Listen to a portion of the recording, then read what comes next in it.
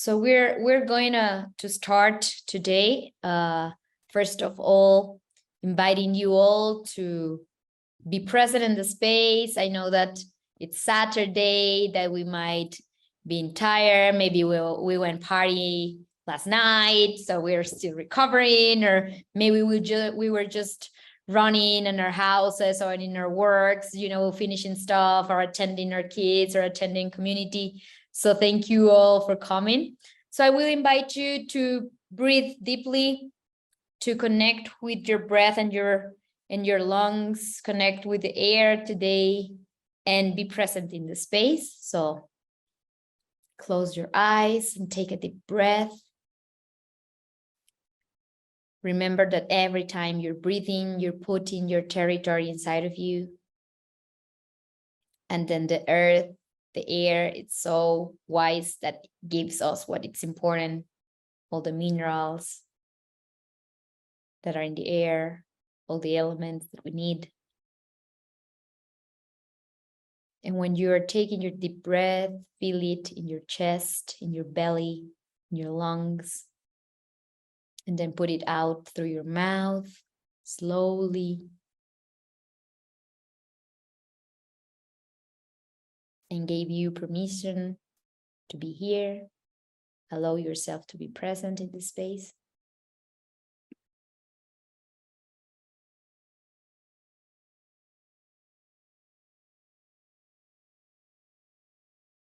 One more time, take your deep breath.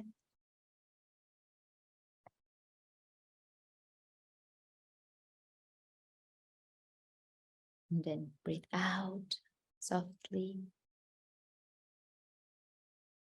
So welcome you all to this session.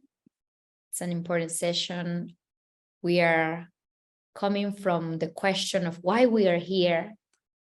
And today we are collectively responding, where are we going with this laboratory and with this narrative work?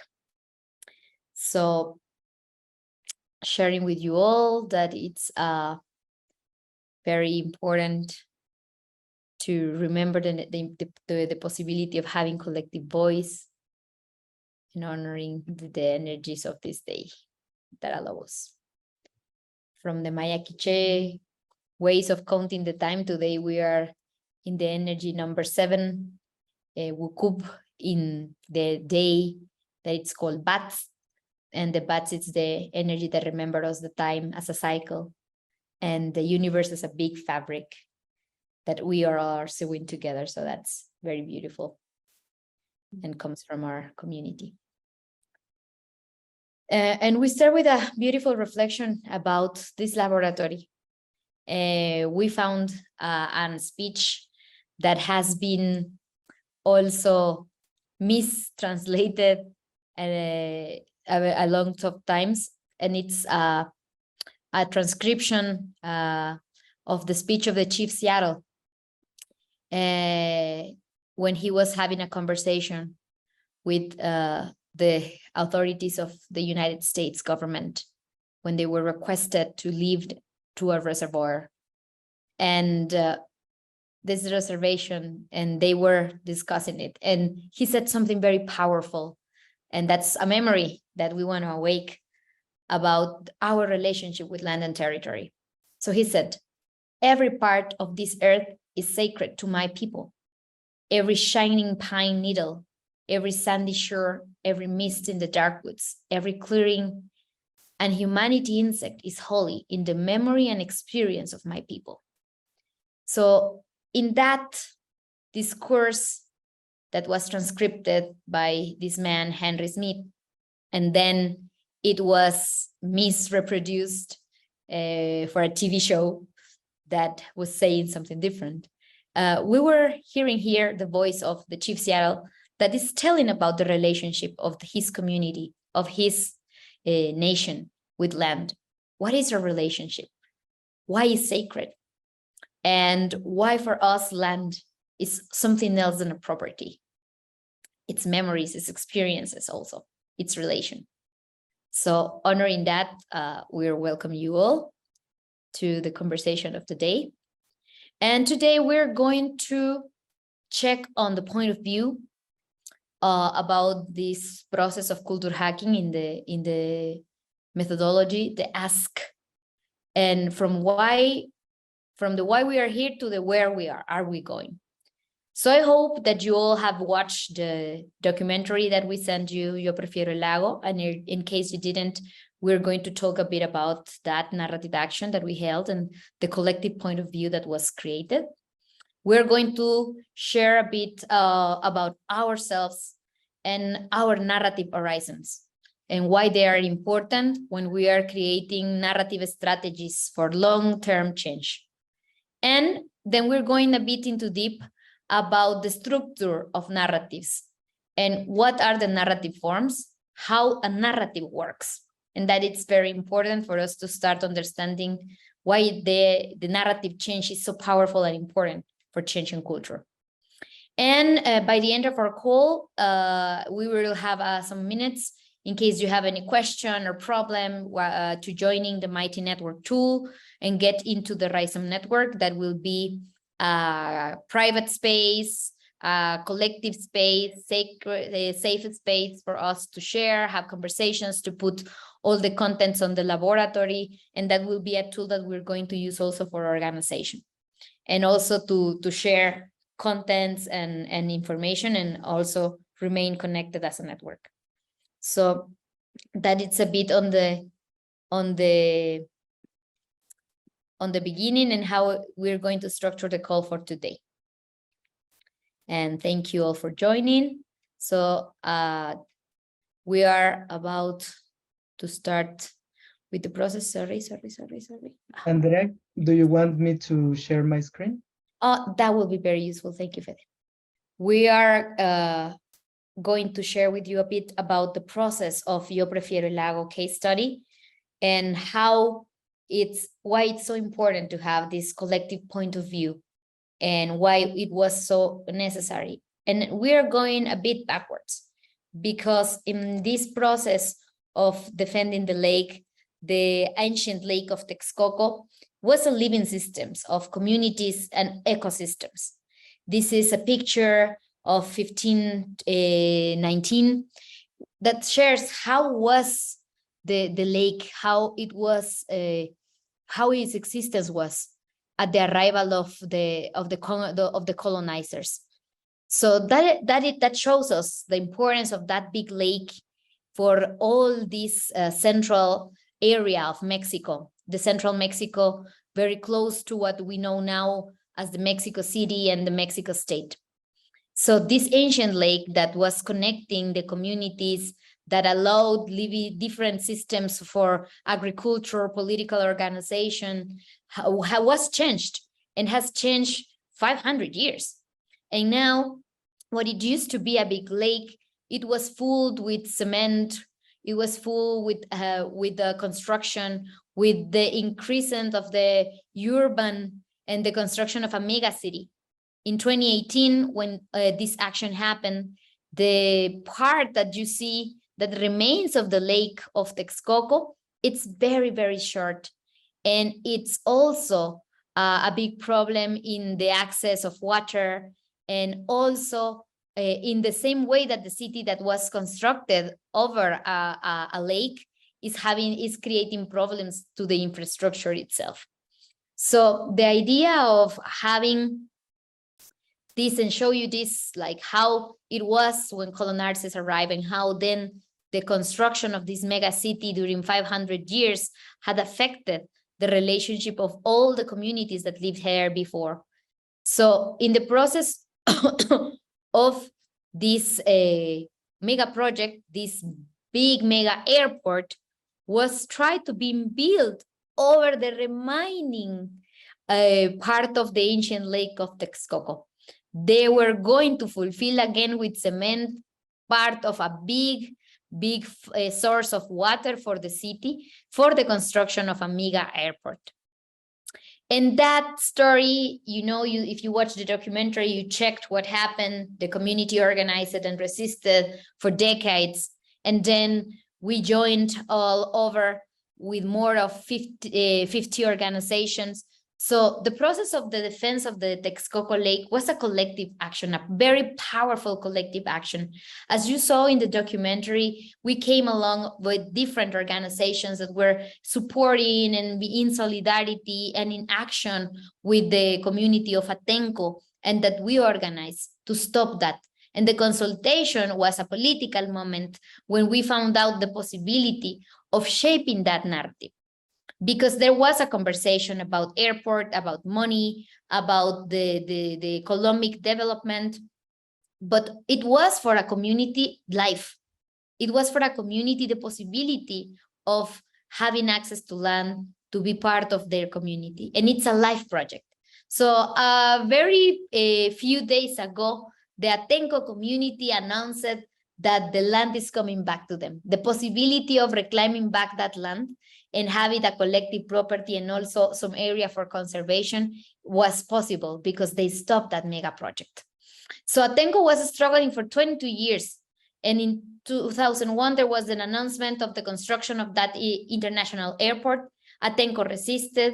The project was reversed thanks for the organization of the communities in 2006, because the governments also tried again to come back with the construction because there was a lot of corruption, a lot of investment. There was repression, murders, and violence against people of Atenco. In 2013, they started to construct the mega project, even they don't have the will of the community. They didn't consult the community. But in 2018, there was this change of government in Mexico, and the government says, let's consult the people if they want an airport in Texcoco or in Santa Lucia.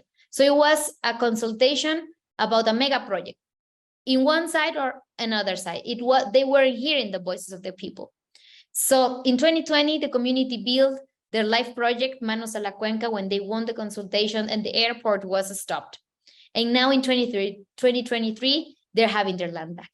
So that is the long-term impact also of resistance and also organizing and creating narrative change. And what we know is that the change is always possible, but it's never permanent. And it's something that we need to keep working and doing in a collective, in a daily basis. And also because there are narratives. And in the case of the Atenco's resistance, we know that there are narratives that are reinforcing the system, that are complementing the system, that were already the status quo as the consultation. There were also narratives that were looking for being an alternative to the system, and there are also narratives that dismantle the systems. And that is very important to understand in the change field, because everything that we're doing is also reinforcing some narratives. It's also dismantling the systems. And in this case, in the conversation about the airport, defending the land and the position of the communities in Atenco was trying to dismantle this system, this capitalist way of looking at the land, at the water, that was trying to destroy an ancient lake to construct a mega project. And the discourses around the airport, the projects, the development were reinforcing the system. So there were these narratives. The community that was saying yes to land, not to planes, that were actually dismantling that system, and the airport conversation that was about progress and development.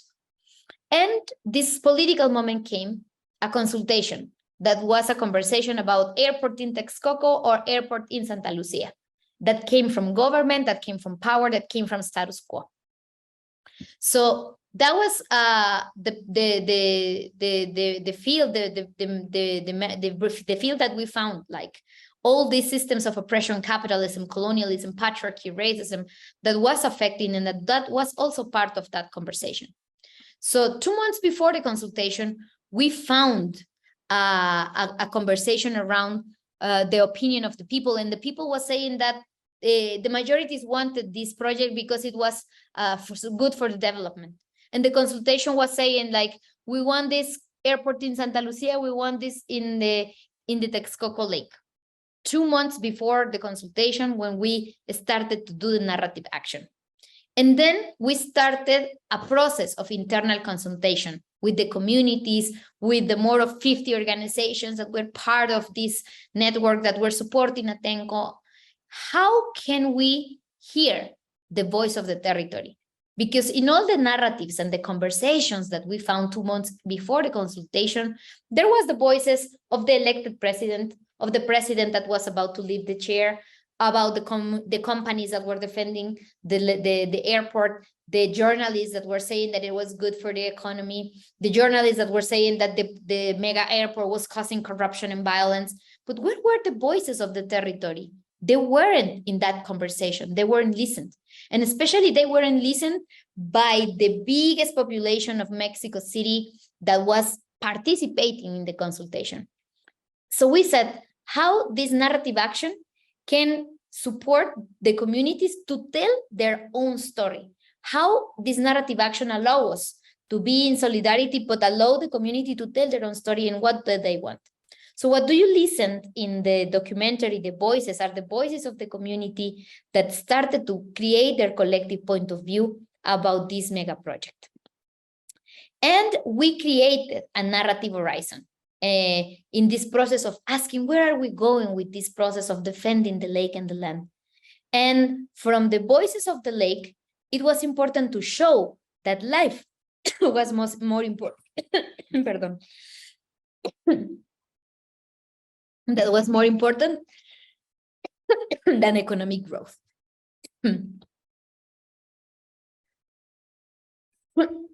Sorry. So that narrative horizon gave us a reference. It gave us the long path.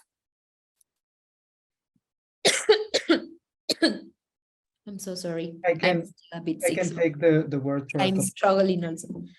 I can take the word so you can recover, Andrea. So what do we listen in that conversation?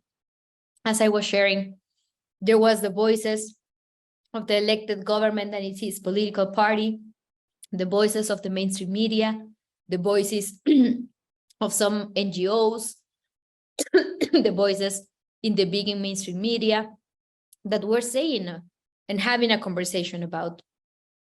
And we listened to that conversation to understand it, to understand the discourses around the airport. And we found out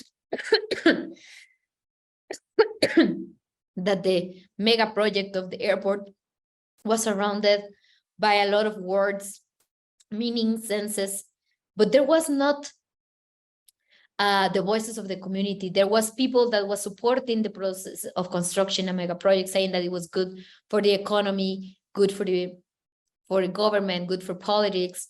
That they were talking about money, they were talking about development, growing.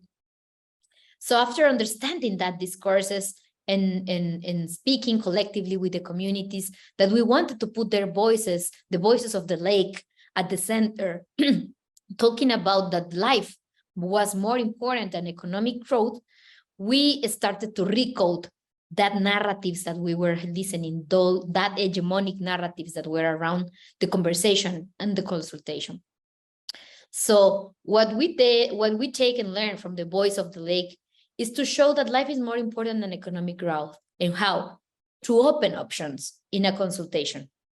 Because there was a necessity to put the fight for the land, the territory, and the water to connect to the people of the city. And that was very important because that was going to be the people that was going to participate in the consultation. So the communities were saying yes to land, not to planes, in the dismantling the system narrative and the necessity of change. The consultation was in the status quo. It is airport here or airport there. So we created an alternative in times of a polarized conversation. And what do we said as I prefer, it was opening the third option. And it was the possibility of seeing the lake, seeing the water, putting the life at the center of the narrative and the conversation. And that was very important because that allowed to connect with the people in the city, with the people in other political spaces that were saying, yes, it is important to have an airport, but it is important to prioritize life now because it's water, it's the lake, it's the land. And also, it was very close to what the communities were saying. We want land, not plains. So it was very important, and it was part of the hack, the narrative of the consultation, and to put light at the center. So that was the possibility that the narrative hack allowed to do.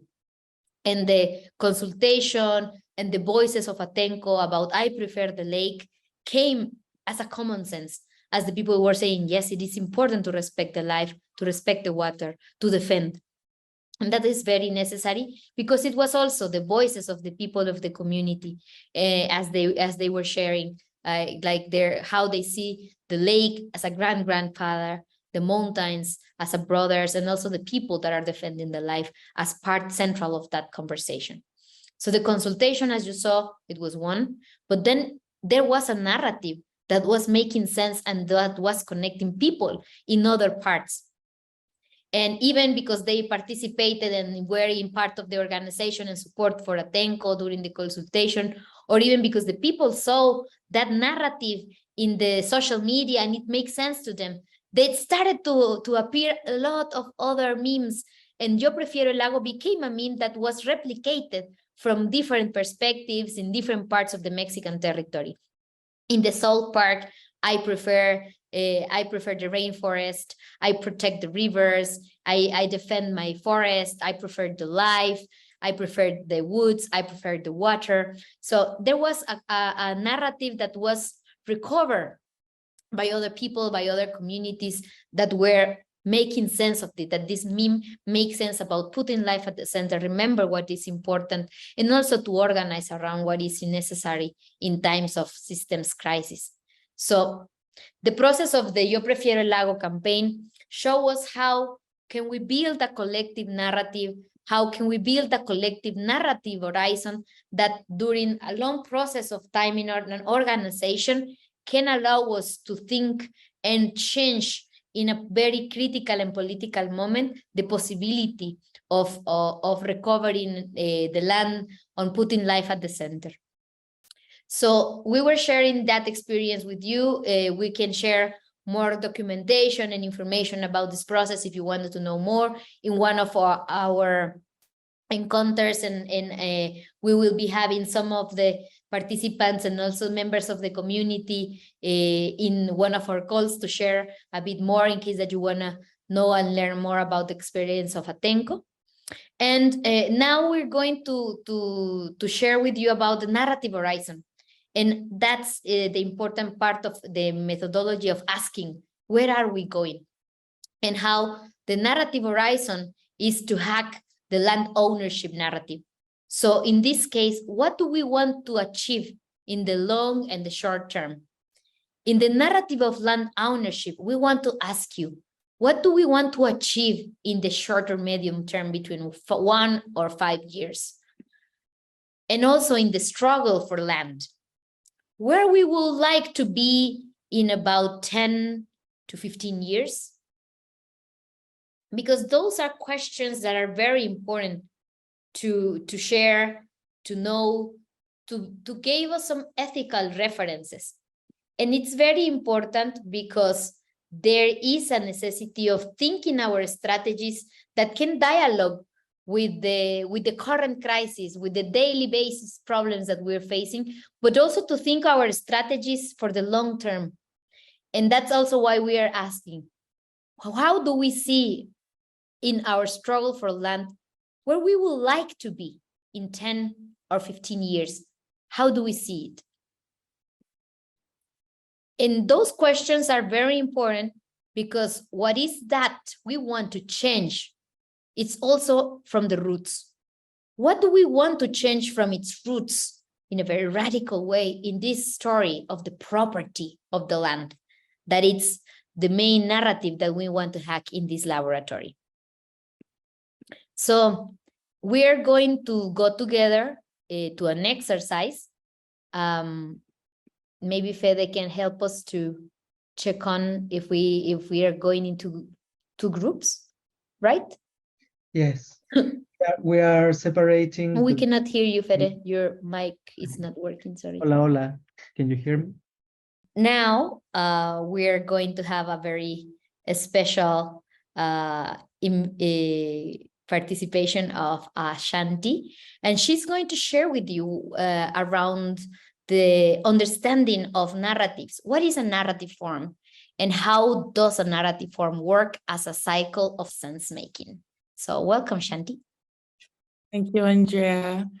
So yes, greetings, beloveds. So as Andrea said, in this section, we're going to look at how the narrative form model can be seen as a cycle of sense making. And to do that, I'm going to tell a story of the meme while also explaining the story. So bear with me, okay? Once upon a time, I was scrolling through my social media feed when suddenly something caught my attention. It was a meme that said, "There are people who know that they belong to the land, and there are others who think that the land belongs to them." So this meme is an example of the material expression of a particular narrative around land and belonging. It's a material action or expression of a narrative that we can perceive and engage with. Next slide, Fede. So after coming across the meme, I stopped scrolling and stared at that image for a couple of seconds, and I read it again, and I thought about what that meant for me. Perceive through the eyes and send billions of bits of information to my brain. Sight is one of the 5 senses, 6 senses we have as humans, many senses, all the senses. And the sensations we feel through our bodies are signals of information that we process internally at the level that we call the virtual layer of the narrative form. That internal process decodifies and assigns meanings to the signals of information we've perceived by looking at this meme. And that process of figuring out what and how things are meaningful or not is a process that's filtered by our personal perceptions at the virtual layer of the narrative form. Next slide, Fede. So after seeing this meme, my brain starts to make connections, right? Yes, belonging to the land. Then I'm asking myself, am I one of those who thinks that they belong to the land? Or am I one of those who thinks that the land belongs to them? I think rather the first one. So what a simple and profound idea. I love this. So you see what's starting to happen. My experience of the meme begins to take on meaning. Next slide. And so what happens is after a few seconds, I start to feel some type of way. I start to feel deeply connected to this message. I'm deep within my feels because of this meme. Because yes, that's how I too think about our relationship to the land. We belong to the land and not the other way around, right? So because I'm in my fields, I now decide I'm going to share this meme in my network. And that decision to share is an intention that was now formed through my experience of this meme. Okay, next slide. And so essentially, this is how a narrative form functions. It's similar to how we think. In the material layer, the actions and expressions of a narrative, which is the meme in this case, are perceived as sensations. The meme has made me feel some type of way. So then what happens in the virtual layer, these sensations become concepts that inform my intentions. Because the meme has made me feel some type of way, I decide I'm going to share this meme. Intentions, which then become actions and expressions again, which in this case becomes me actually pressing the send button or share button. So other people can begin to share my feelings about what this meme is saying. So this is a narrative form cycle. And this is also how we can understand the ways in which narratives influence our behavior as people, because these stories, they touch us at our core. They touch us at the level where we feel some type of way. And because you're feeling some type of way, you want to do something about that. And if the narrative that has made you feel some type of way contains the instructions on what to do with those feelings, that's exactly the path you will follow if you don't quite understand how you are being influenced and how your lived reality is being shaped by the narratives. So next slide. So understanding narrative forms becomes important because at a broad cultural levels, these forms become symbolic of how people in society think and feel. The material layer of the narrative is stuff that we can perceive and engage with, which is the meme on social media. Whereas the virtual layer is the behind the scenes stuff that explain our collective experience, because there are multiple bodies making sense of dominant cultural narratives like capitalism and how that narrative may influence our understanding of ourselves as belonging to the land or the land belonging to us. Next slide. So to continue with the story of the meme. So after sharing this meme in a couple of places, it became viral in my closest circles. Yesterday, my auntie told me, look at this photo. It reminded me of your meme. I shared it with my urban garden club and they loved it. They even changed their WhatsApp group's name to People Who Belong to the Land. It's playful, isn't it? So just like when we take a picture and try to the essence of a moment, we frame an experience down into a single snapshot that can then become a metaphor for the whole story, the whole experience. Thinking of frames as lenses through which we look at the world, you see the world through particular frames, which makes your experiences coherent. Next slide. And so if we fast forward into the future of my story about this meme and land, some decades after the collapse of capitalism, while harvesting the milpa, one of my grandchildren said to me, you know, Grandma, that long time ago, there were people who thought that the land belonged to them. I don't understand how they could think that. How is it that you always say? And for a brief moment, I remembered that old meme that someone shared with me a very long time ago in 2023. Replied, we belong to the land. And so at this future point in time, this simple meme has now graduated to becoming an ideology that births new cultures and belief systems that coordinate human activity that are in support of life, activity that reflects that life is sacred. And this future story is based on a true now present story. Next slide. And so to reiterate, narrative forms function in a similar way to how we think of people. So instead of one person thinking, there are multiple bodies thinking. The material actions and expressions of narratives go from collectively making us feel things to collectively making us do things. As bodily sensations we feel in response to narrative that become frames, they can become cultural concepts that then can grow to become the dominant ideology in our society, which then end up becoming the invisible water we're all swimming in as fish. So to conclude, frames allow concepts to emerge. Next slide, sorry, Frederick. Frames allow concepts to emerge which give meaning to the experience that we are having with the narrative. Cultures or ideological structures that place concepts at the center of social interaction. So the narrative form is a cycle that creates collective common sense and social truth or norms. And if we're trying to understand narratives, we need to know what's going on in their virtual layers in order to understand the why and how of the material layer. And then team, did I capture the story? That's the story, that's my story.